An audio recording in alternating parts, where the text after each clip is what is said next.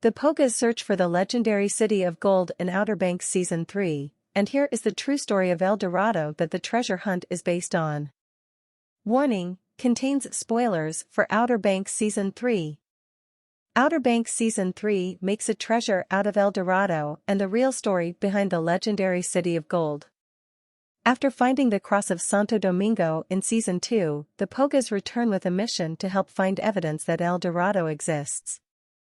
They originally come to learn about pursuits of the legendary gold through Carlos Singh, but it is the return of Big John to John B's life that really gets him wrapped up in his father's greatest pursuit.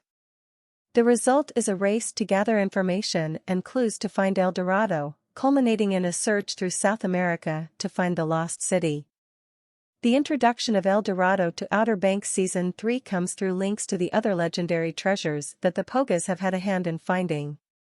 After finding the Royal Merchant and Denmark Tanny's treasure and then the Cross of Santo Domingo, the Pogues learn that they were both connected to the search for El Dorado.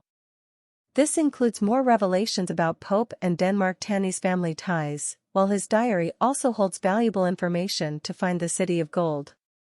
It also helps that Big John has also done plenty of research about how to find Outer Banks El Dorado. Outer Banks Season 3's El Dorado isn't real, but is a real story. There is no evidence that El Dorado is as real as presented in Outer Banks Season 3, but the story given to the legendary city is based on a true story. As the story goes, Spanish adventurer Diego de Ordaz learned of an El Dorado-like city of gold in 1531 during an expedition to the Orinoco River. Ordaz died on his way back from this failed expedition to find gold, possibly of poisoning, but that did not stop others from pursuing the city. The continued searches for El Dorado have never resulted in any firm evidence being discovered that the legendary city of gold is real. Outer Banks keeps a few of the main details about El Dorado's real history intact, such as putting it near the Orinoco River and the legend originating from a Spanish soldier. However, no soldier has ever found gold beads from El Dorado as presented in the series. It also added to the legend by linking the many casualties that came in pursuit of the city to a mythical curse. Outer Banks El Dorado becomes realized through the indigenous Kalingo who created the gnomon of Solana, which included a cipher with clues and directions to find the city of gold.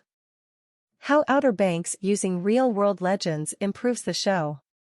The decision to keep using real-world legends like El Dorado as Outer Banks MacGuffins is a smart way to keep the show grounded in reality.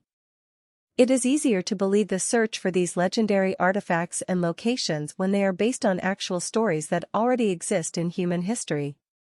This is the same type of trick that Indiana Jones or National Treasure used to build believable treasure hunts. Viewers already could have some level of familiarity with these stories then, allowing them to connect to the Pogues' new adventure more easily. It also allows the series to make changes to fit the show's growing mythology. There are no links between the Royal Merchant, Cross of Santo Domingo, or the City of Gold in real life, but Outer Banks El Dorado story smartly changes that. The series could have gone in a different direction and created an entirely fabricated treasure to make that mission easier possibly. However, Outer Banks' connections to true stories and bringing attention to the legends are part of the show's fun.